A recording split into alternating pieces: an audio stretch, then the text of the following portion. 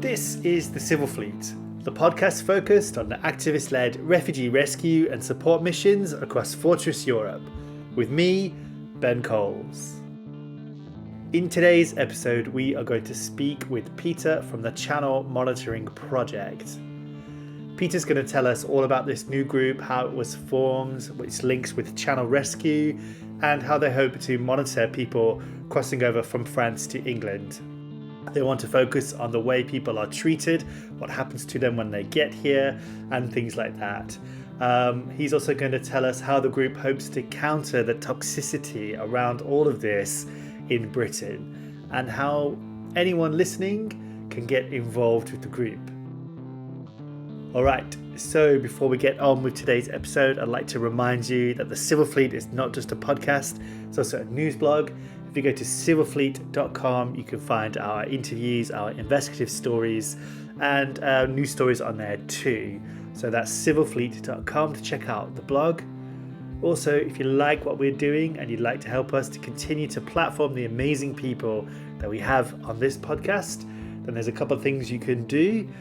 You can share us around, tell your friends about it. You can share us on social media. You can give us ratings on podcast apps and things like that. Or you can chuck us some money. You can make a small one-off donation, or a massive one if you like, or a monthly donation if you go to co-fi.com/civilfleet. On there you can sign up, make a one-off donation or a recurring one, and it will help us to keep the lights on to cover our costs and such, which are very low, but any help that you can give us will be greatly appreciated. All right, let's get on with the show. All right, are you ready, Peter? Yes, I'm ready. All right, Peter, thank you very much for coming on the Civil Fleet podcast. Yeah, thank you so much for having me and for giving some attention to our new organisation. Yes, so you are with a Channel Monitoring Project, which has just restarted or is restarting. So we can talk about that today. We'll talk about the channel and stuff, but and we might also talk about Channel Rescue as well. But before we talk about all of that, Peter, why don't you tell us a bit about yourself? I know that you're an academic, and you've studied some interesting things to do with migration. So yeah, could you tell us a bit about yourself before we get going? Yeah, absolutely. I'll tell you a bit about myself, but also, highlight some of the volunteers who work for Channel Monitoring Project as well. So my name's Peter, and as you said, I'm an academic. And I've always researched migration. And I came to the channel actually just because I was looking at the sort of cultural heritage of migration and sort of memory and histories of migration across the channel. And that was how I really got involved. And so at that point then I actually started volunteering for Channel Rescue, but more towards the end of their time. And yeah, it all started from there. But Channel Monitoring Project is actually is all a volunteer-led organisation, and it's like what I want to say is that it's not just that. So I come from an academic background, but we have a really diverse group. So there's no need to have any sort of specialist, knowledge or anything like that. So we have all sorts of people volunteering for us. So again, as I said, I'm an academic, but and a big part of what we have now are people from tech backgrounds, which we'll get into. We have people who are sort of social media, sort of experts. We have sort of, a big range as well. So lots of really older members, people who live on the Kent coast, people who live abroad. And then sort of actually also we're made up of sort of a traditional network of sort of those activists who have come from the Med and other sort of NGOs operating in and around the channel and, what was, the Calais jungle at the time as well. Yeah, so it's quite a diverse group of people. And I guess that people listening to this, if they're based in the UK, could get in touch and they might be able to get involved. Yes, absolutely. So we have a website which is channelmonitoringproject.com, and on there's a volunteer page, and there's also a donate page and all the information about what we do. And you don't need any specialist background. We've been recently recruiting a lot of volunteers from sort of university freshers fairs and things like that as well. So yeah, if you're interested, we would love to have you on board. And there's in terms of time commitments, we're completely volunteer led, so we want to recognise that everyone's really busy, so it's as little or as much as you can do. And do you need to be based in Kent or by the coast to do it?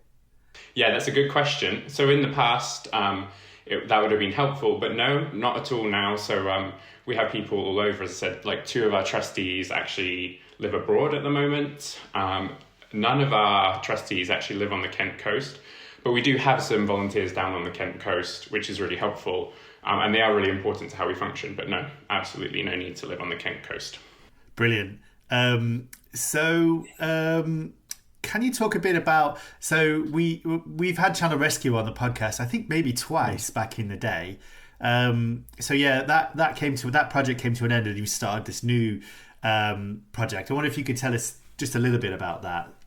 So Channel Rescue came into being, I believe, in 2020. And as I said, I volunteered quite late in the process. And it was a little bit more of a looser affiliation. And they did really important work. So it was when channel crossing started to happen a little bit more. And there was a concern, around safety. And, so lots of activists who have been involved in the Med. And Channel Rescue really then had the name Channel Rescue, but it was really a human rights monitoring organisation, which Channel Monitoring Project is as well. And it was, but we did a lot of work down on the Kent coast. So we would go down there with binoculars, with telescopes, with radios, and we used AIS tracking apps, and we would sort of physically monitor what was happening out in the channel. And that took, but it was very labor intensive. That was the thing about it. You really did have to be down there. So we would go down for sort of week-long shifts. One of our volunteers, Stephen, I think he spent months down there at one point. And it was really successful. So, Channel Rescue had initially spotted Border Force practicing the pushbacks in the channel. And then they spotted when they were implemented. And on the back of this, along with some other organisations, took that, challenged that policy in court and were ultimately successful. Or the policy was withdrawn actually before the court case. Channel Rescue had a lot of success. But it was quite, as I said, it's quite labour intensive. So you really did have to be down there. And you did have to be also, monitoring AIS tracking all the time to see when boats were going out. And so it took a lot. And we were also doing things like collecting weather data, and we were doing that sort of manually every day to see when crossings happen and to make sure people were going to be there. And it took a lot of work. And also we had a boat at the time as well. And I think the name Channel Rescue and the boat sort of suggests that some of it was based maybe a little bit initially more on the Mediterranean policy, or that sort of the Mediterranean model. And what we realised was, rescues aren't needed in the channel. It's a very different seascape. And so, we weren't really a rescue organisation, and there wasn't really a need for a boat. So it was like a cost structure, which we also couldn't, was hard to maintain. So Channel Rescue gradually folded, and many, but not all of the volunteers have sort of come across to Channel Monitoring Project. Yeah, so it's like a different mission now, I guess. There's 2 things there. The border pushback stuff that Channel Rescue saw, they were kind enough to send that to me. And then I put a story on the Civil Fleet website, which I'll link to in the show notes. And the other thing I'm not going to remember. Anyway, the other thing was the Mediterranean. Yeah, so the situation is totally different to the Mediterranean, right? It's so much smaller, and I think it's one of the busiest sea lanes in the world, right? The channel. If you ever look at marine traffic, which is a website where you can see all the boats coming through, where you can see boats all over the world. It's busy all the time, right? It's never no ships in there, I think. Oh yeah, absolutely. So and I think it is worth emphasising the differences with the Med, because they do affect how we operate as well. So again, the Med's this huge, vast seascape, but it's also it's got lots of different search and rescue zones. It's got international waters. The weather's completely different. Whereas in the channel, particularly where people are crossing, there's no international waters. There's less grey area about who's conducting rescues, a smaller area to monitor. But as you said, the risks are different because there's much greater tide. The weather can be, the weather's very different up here, obviously, even in the Med. And yeah, the big one is just that it's such a busy shipping lane, which makes it extremely dangerous. Yeah, because in a way, you'd think people could be rescued quicker if they're on unstable boats, but then they might also just get hit by those massive ships and stuff, right? It's really very dangerous.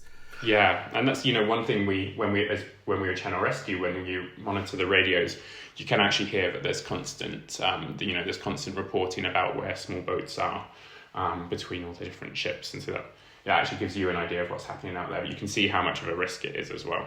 And you've also got, because it's much smaller as well, there's more chance that people are rescued by either the UK Border Force, the French one, or like the RNLI, which is, if for international listeners, that's like British charity, life-saving charity, which has rescued people's lives, I think, as well, like in the Channel.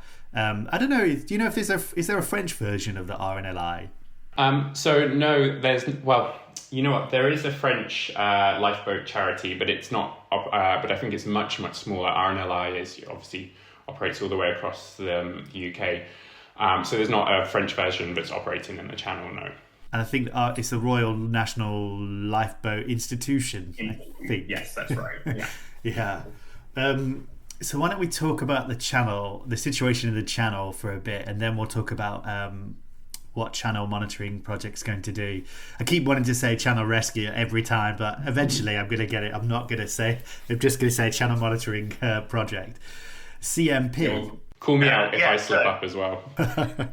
So yeah, can you talk to us a bit about? We kind of already have, but talk to us a bit about the situation in the Mediterranean, the Channel Sea. Yeah, absolutely. I mean, honestly, I think the situation is pretty worrying at the moment, and it's gone through different iterations of who's in control, at least from the UK side, and there's been all sorts of different acts as well. But since channel crossings have really started, there have been sort of all sorts of the acts, firstly under the Conservatives with the Nationality and Borders Act, the Illegal Immigration Act, and then obviously they had the famous Rwanda partnership. And all of those sort of slowly extinguished the right to asylum by making it illegal to cross and claim asylum, which UNHCR, for example, was very critical of. And then obviously we've had the change of government in 2024. And I guess there was some hopes that it might be better. And it was promising that right away, obviously they scrapped the Rwanda deal, which, was a very good thing, obviously. Although then, we saw that they did toy with ideas about sort of the Italian model of sending people to Albania.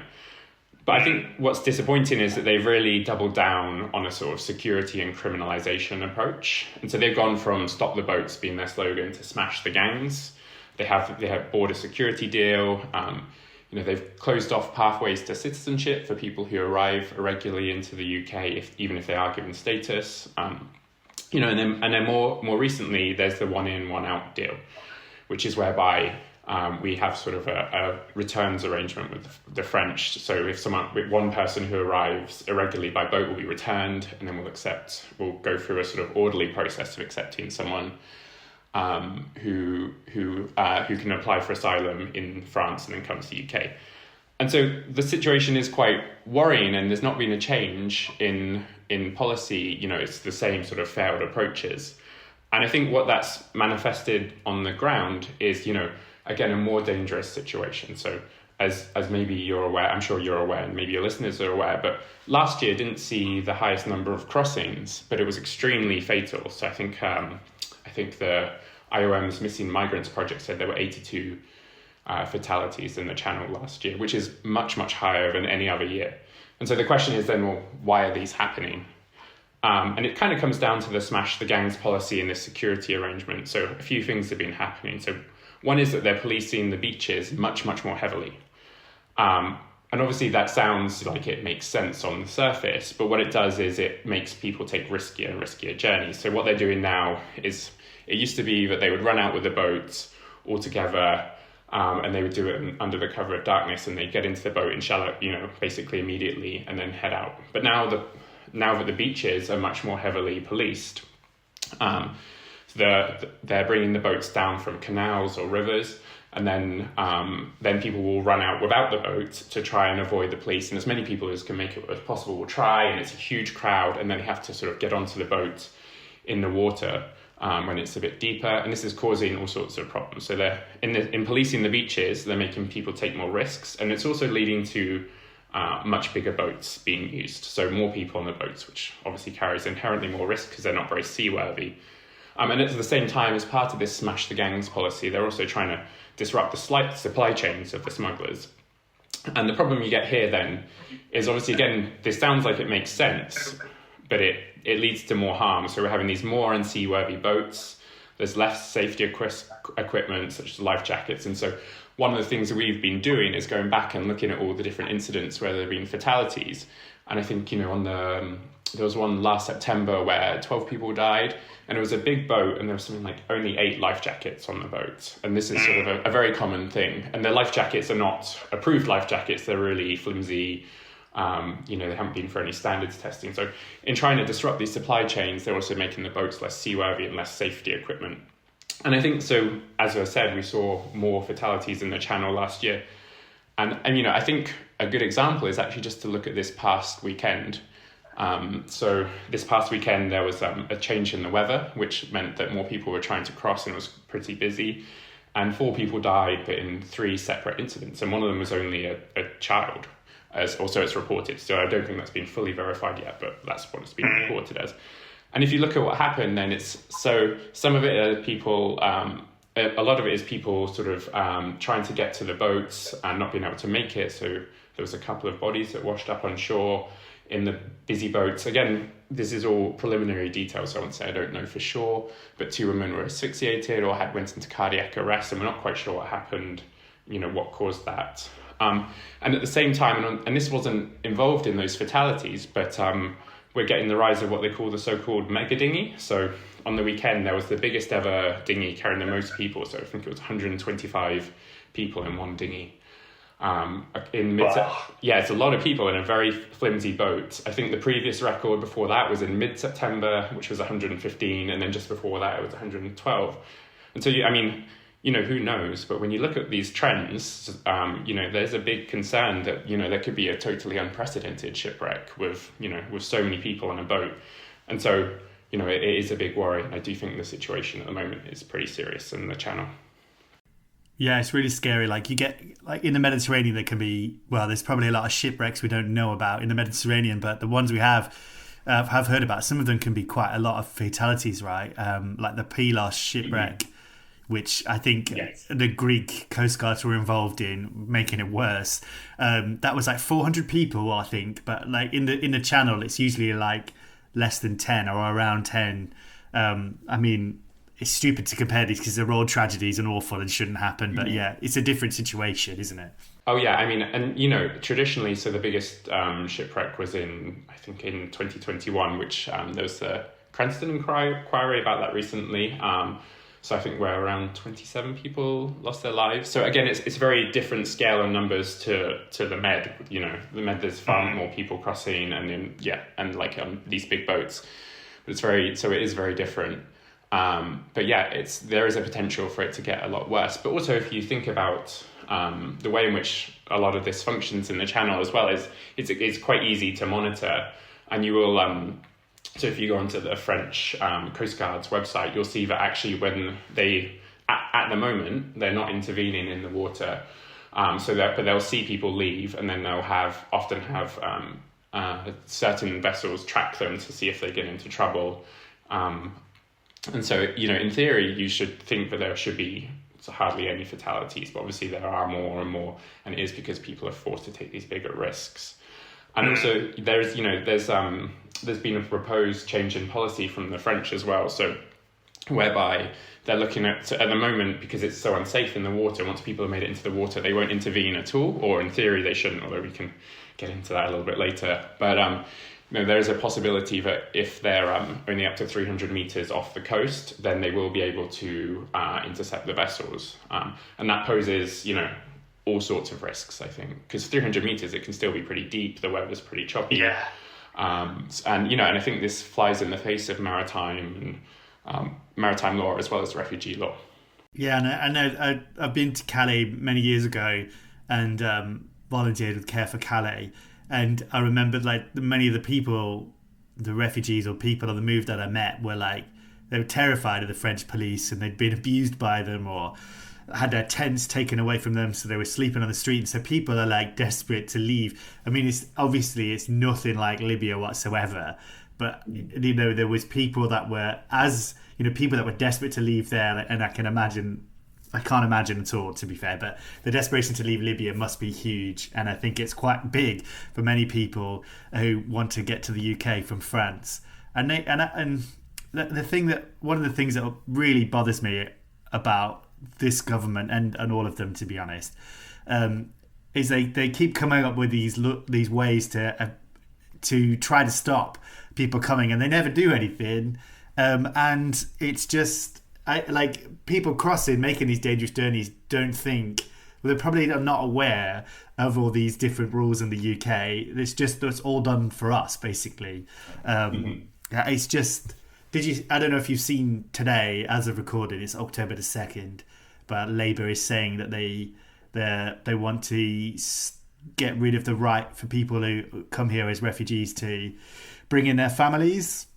Yes, yeah, I saw that. And people have to earn it. Apparently, it's just crazy. Yeah, and sorry, carry on. No, I was just going to say, we're in 15, 20 years of totally failed deterrence policies. Even their own advisory committees say they don't work. So it's extremely frustrating. And what do you know? Neither of us, I don't think, are migration experts or policy experts. But what do you know about this one in, one out deal? Do you know much about it? Yeah. So again, to be honest, this is not my total area of expertise. But basically, I know a little bit about it. And so the idea is basically that they want to stem the right to, they want to, again, it's another deterrence policy, which is, when Labour came in, they said no more gimmicks, and they've introduced so many gimmicks. And I'm really, this is one of them.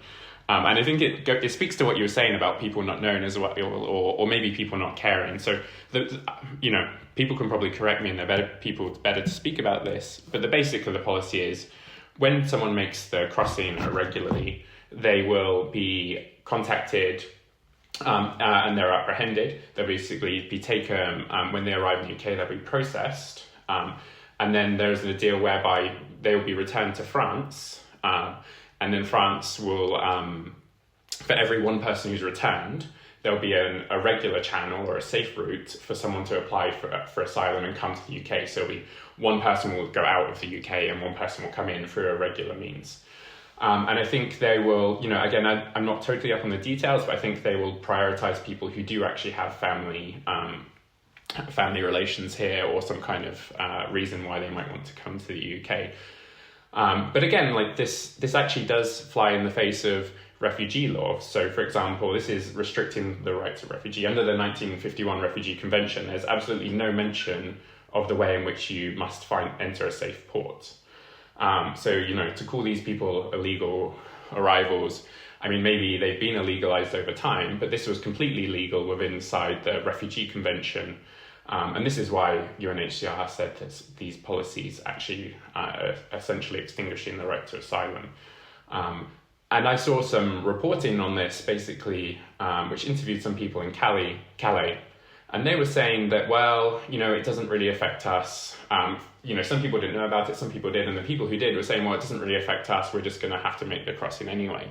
And that's the point, people don't get into these dinghies because they're in a great situation. They know they're taking risks. And so I don't think these failed deterrence policies, such as the one in, one out, are unlikely to work. They extinguish the right to asylum for many people, so potentially in breach of sort of refugee law as well.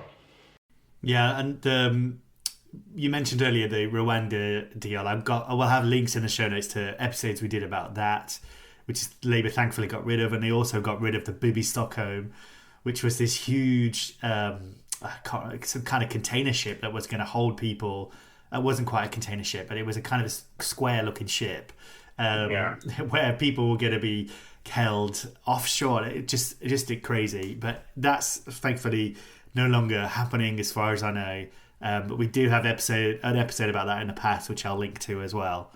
So that the channel is crazy. So you can see, I was so glad when I saw that your channel monitoring project was starting.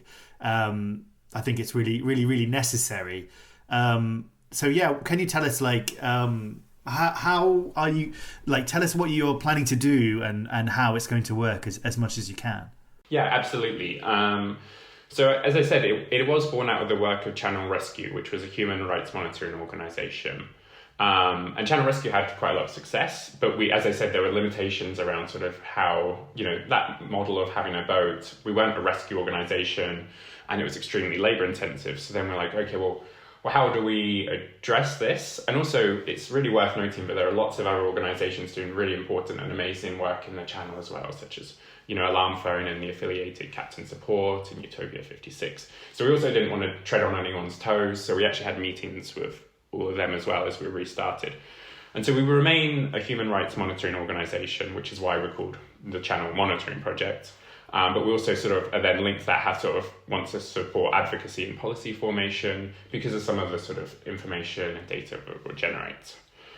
And Channel Rescue, really what the biggest change is actually we've gone to, and we have a lot of volunteers around this, is we're trying to develop some technological solutions to some of the issues we raised before. And this, so these are sort of all sorts of different things. And now we have a lot of volunteers who come from a tech background, which we didn't have before. And we can talk through it like a few different things, but they're around automating some of our previous systems around radios, AIS tracking, weather, creating safety devices. And yeah, we've all of this falls under an application that we have codenamed Passage, which is an acronym. And it was one of our tech volunteers, Yuri. He really likes acronyms, so this is how it came up with it. And it stands for Pipeline for Assessing Safety at Sea, Alerting and Gathering Evidence.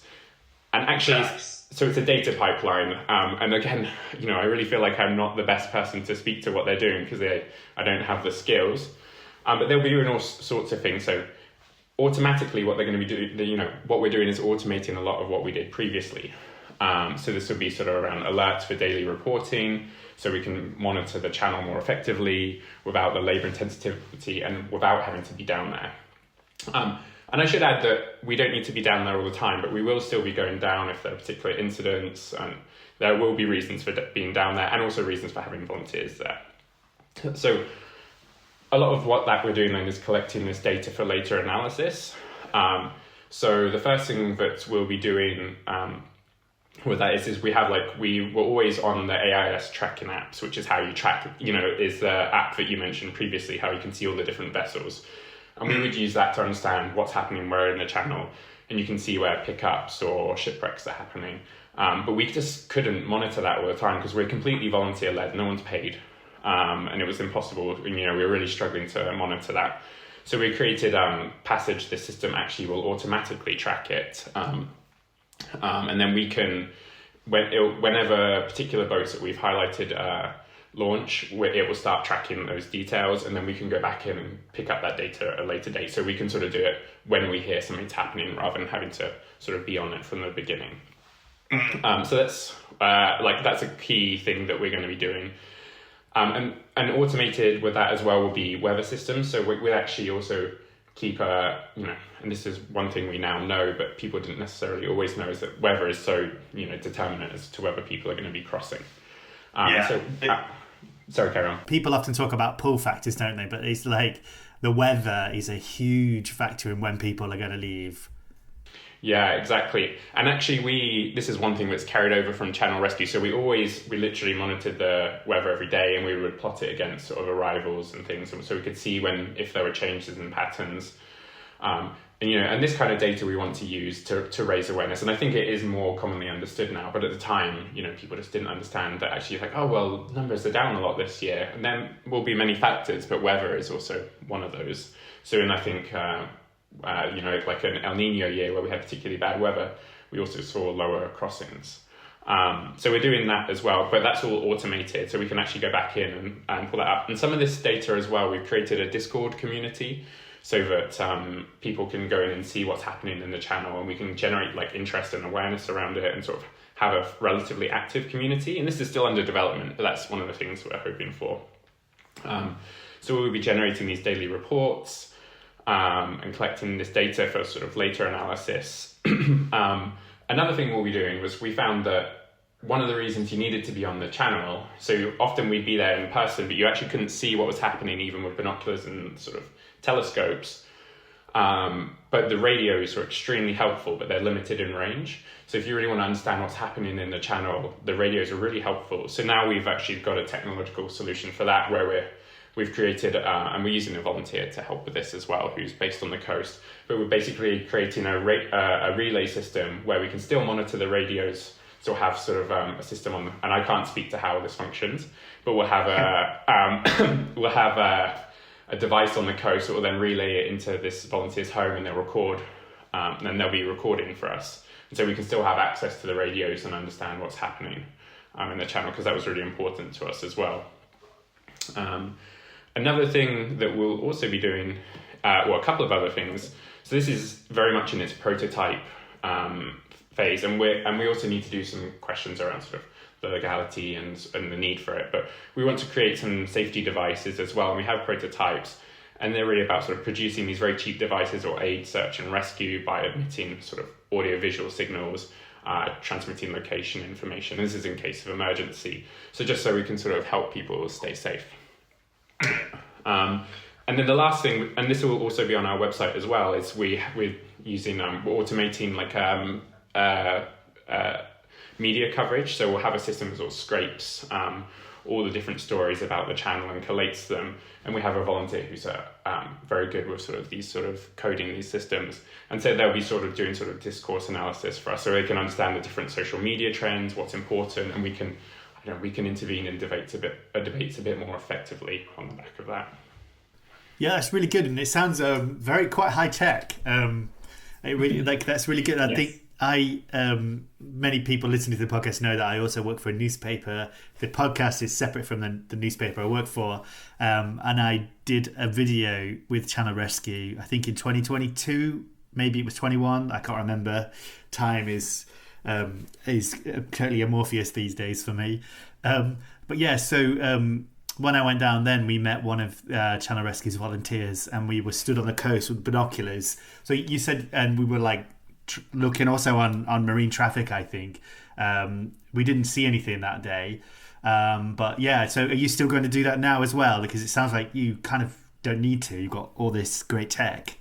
I think we're gonna, so we're still new, so we're gonna respond to what's happening to some degree, and we have still had people going down there because we want to monitor the situation on the coast. So we actually did have a team go down a couple of weekends ago, and if we think there's something, a policy development that requires it, then we'll try and have people down there for that period of time. But in general, yeah, the point is to try not to do that or not to need it as much. But there are other things. We're working with. There are things to do down on the coast as well. So we also want to understand how this sort of border system in the channel works. So there's a great researcher called Sam who's done a lot of work on the AI Anduril towers, which is these are these surveillance towers using AI systems that are very automated. Anduril is part of the sort of Palantir, Peter Thiel universe.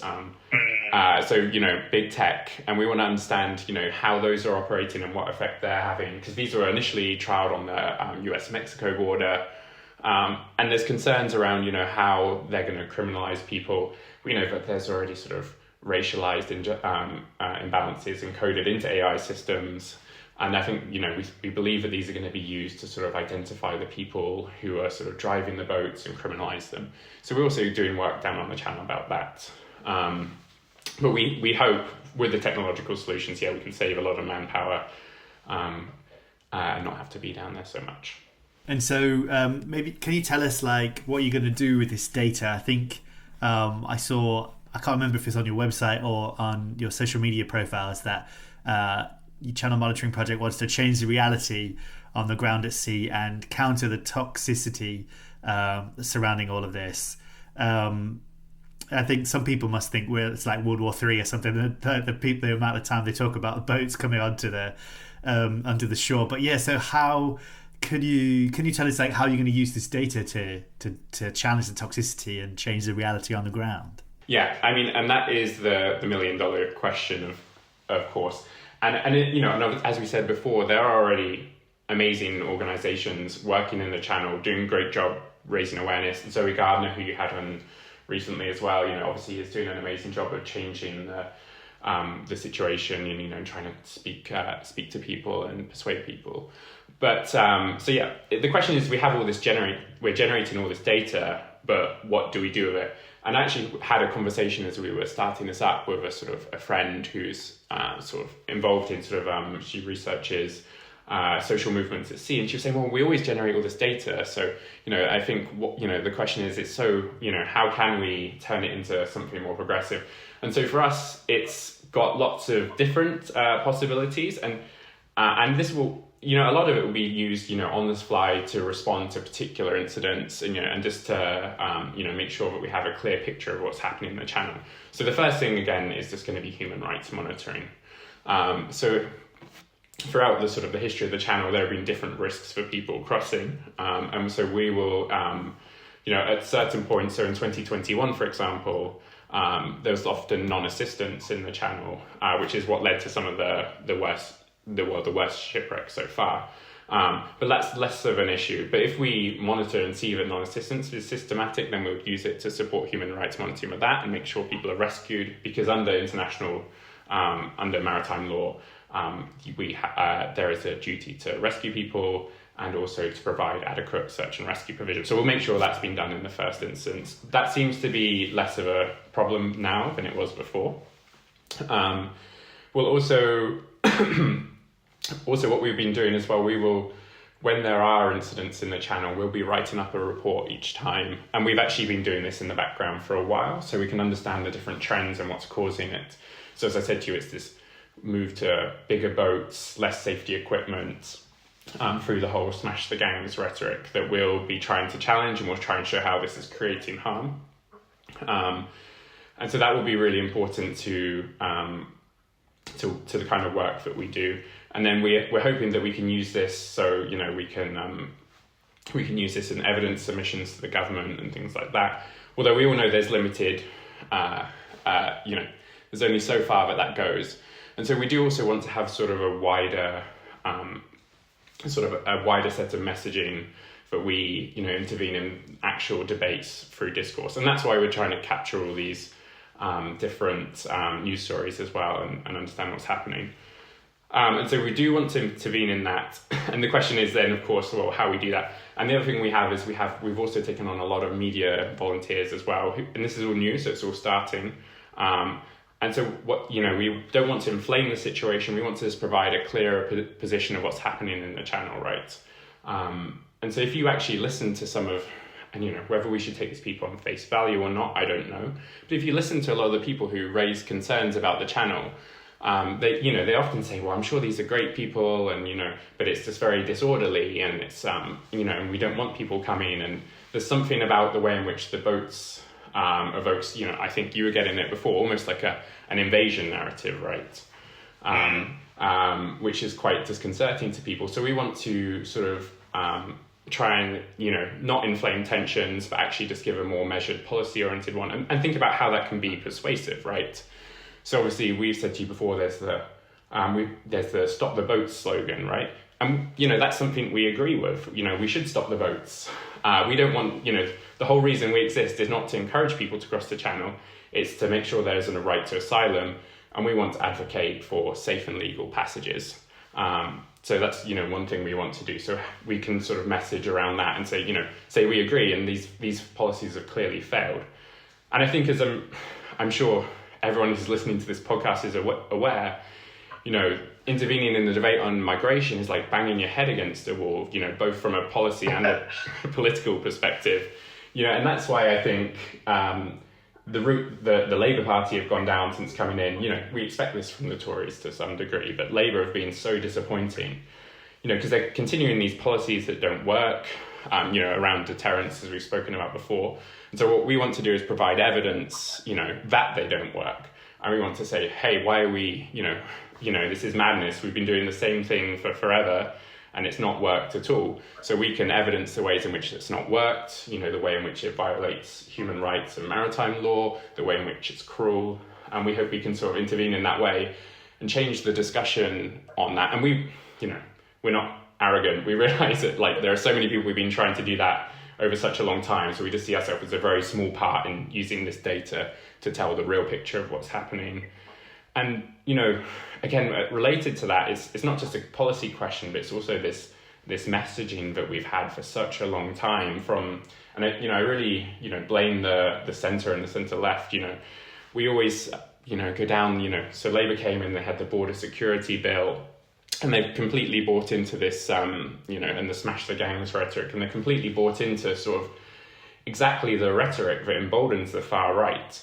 We know we're not the first to say this, but since at least the financial crisis, right, we've seen that there's been this attempt to sort of appease the far right more and more and more, to say, okay, well, people do have legitimate concerns about migration and we need to stop it. And all that's ever done, it's illogical because the policies don't work, and all it's ever done is reinforce the far right. If you look at the situation in the last 15, 20 years, all the centre-left governments have been doing this, and we've continued to move to the right because we're supporting that narrative. So we want to find a way as well, not just to sort of say these policies don't work, but to sort of say, actually, this is not the right way to approach it from a sort of rhetorical perspective. So how can we think about being more persuasive? How can we not inflame the debate, and use this evidence to show that it just doesn't work and there might be better options open? Yeah, and like you said, like in the UK, like the Labour have gone really quite they pretty much resemble the Tory party now, the Conservative Party in their migration policies and others. But then, like you said, like what if the centre left, which is continuously, and the centre right do it, they keep capitulating to the far right, keep trying to appease them. Then now, like in the UK, you've got Reform, which is like really high on the polls, a really right-wing party in the UK, potentially be the first far-right government in the next few years in the UK, and they're now talking about getting rid of indefinite leave to remain, which is the visa that allows people to stay in the UK if they're not born here. And that would not be floated around before. People would, and it's also for non-EU residents, so they're specifically targeting mainly black and brown people. And East Asian people with that policy. So it's just incredible. The more and more they capitulate to it, the more emboldened the far right becomes. And it's just, it annoys me so much that they don't seem to learn this. They keep doing the same thing. And I think you kind of said it, but like this is like a definition of madness, is doing the same thing over and over again and expecting different results. Yes, I was actually thinking I might say exactly those terms. And so like one of the things that we want to do as well is actually just tell some of these stories, because there is something clearly about migration by sea, like that makes it seem quite threatening. Obviously I remember Elon Musk commented on Sea-Watch and said this gives invasion vibes. Nigel Farage referred to the RNLI as a migrant taxi service, and that these are young men of fighting age.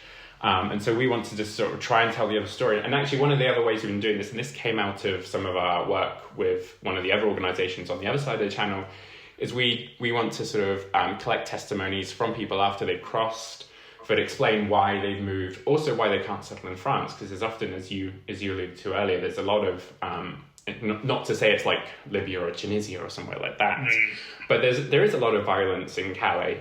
They're forced to live in these really squalid conditions, in terrible, in no camps anymore. There are no support services. They're moved on all the time. There's often beatings, and there's all sorts of crime. And so people are, there are reasons people want to come here. And so we want to tell the stories actually by listening to the people who cross themselves, the so-called, in academia refer to them as experts by experience. So why people move, their experiences of violence. But also, it is worth saying as well that actually people seeking refuge across the Channel is not an exceptional thing. It's happened throughout history.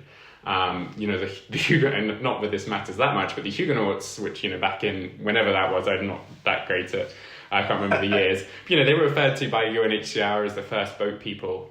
In World War One, we had the biggest ever mass refugee movement to the UK ever, which was Belgian refugees coming across. I think, 16,000 people arrived in Folkestone in a single day. I think 250,000 people in one, across a few months arrived. And they were welcomed in Folkestone and across the Kent coast. There are all sorts of commemorations to that, although we don't remember it. And one of the historians who talks about it, he says the reason we forget it is because it was too successful. It didn't cause a problem, and now it sets a bad precedent for the future. And so we want to just sort of find ways to sort of situate what's happening in its proper context, de-exceptionalize it, and not inflame tensions, right?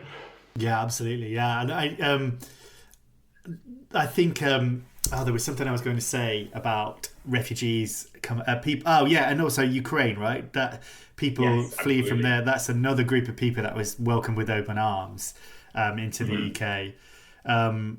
It's always about the stories we tell of these people, isn't it? Like, I really hate the way the far right refers to people crossing the boat as military-aged men. It's such a devious and awful thing, like a really almost dehumanizing way of these people. Like, I think sometimes it can be bad. People on the left might just sometimes refer to them as like angels or whatever. They're just people. They're like normal and as fucked up as everyone else. But yeah, like it's I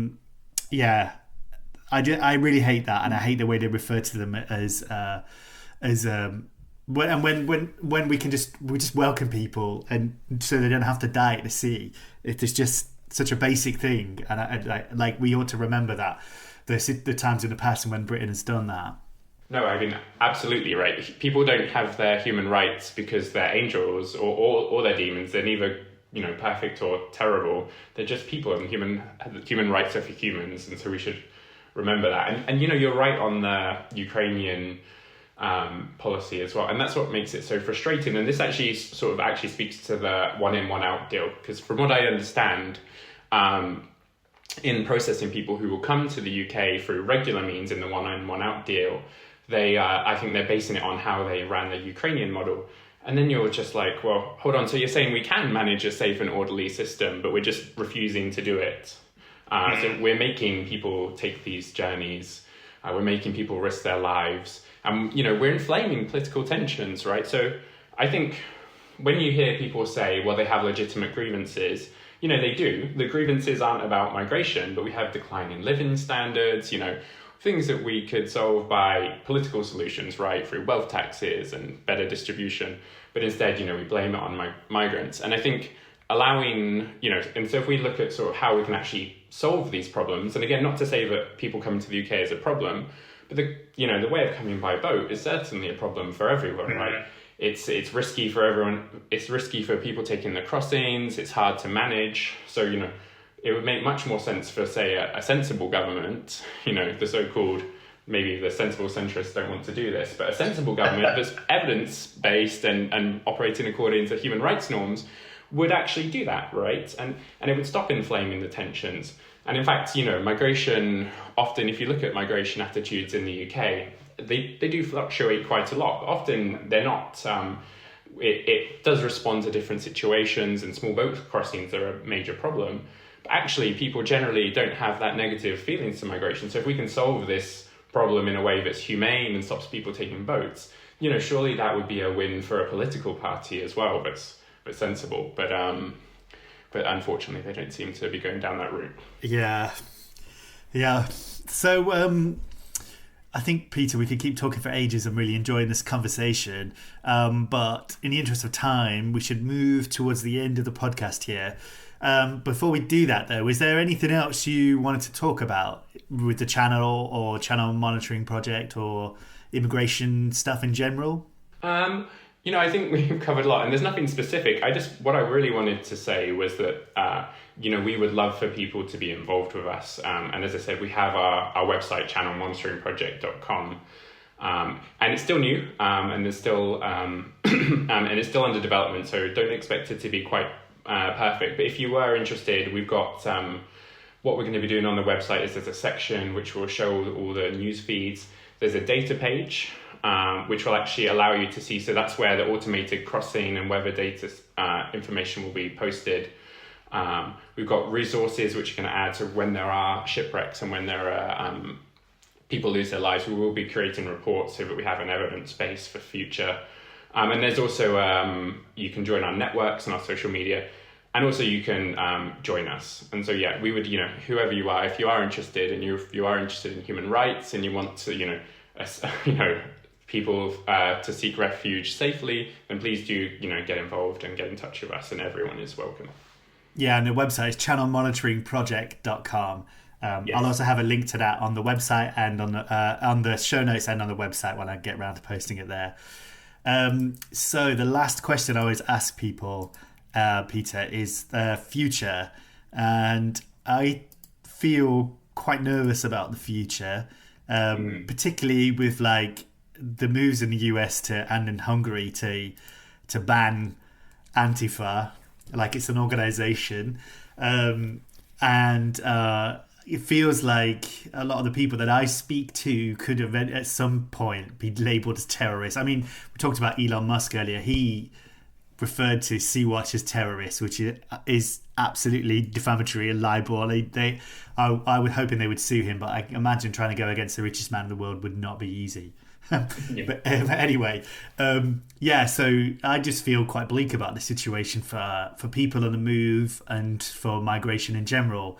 How do you feel about it? And if you can inject some optimism into this, I'll greatly appreciate that. Well, honestly, I'll try and inject some optimism, but like you, I feel quite worried about it as well. With there's what's happening in the US, but obviously, the Palestine action ban here.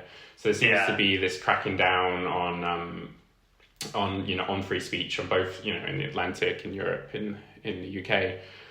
I would also, just say that some of the this use of evoking terrorism is quite scary as well. And so, there's the sort of these military attacks of boats coming out of Venezuela, and I have no idea who's on those boats or anything.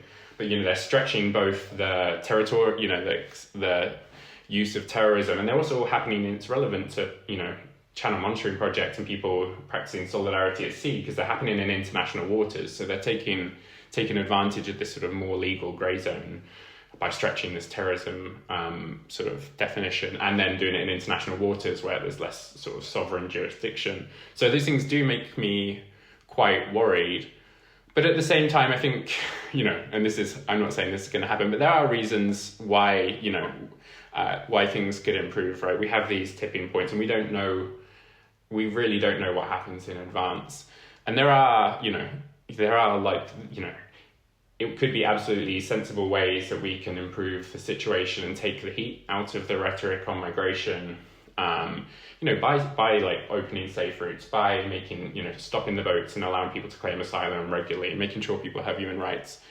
I don't see it in the trajectory of the current government, but, I think if we can, it all comes down to improving living standards and not scapegoating racialized minorities, I think.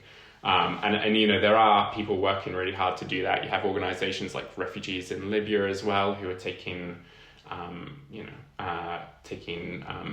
the regimes in Libya to court through the ICC and some of their partnerships with Italy.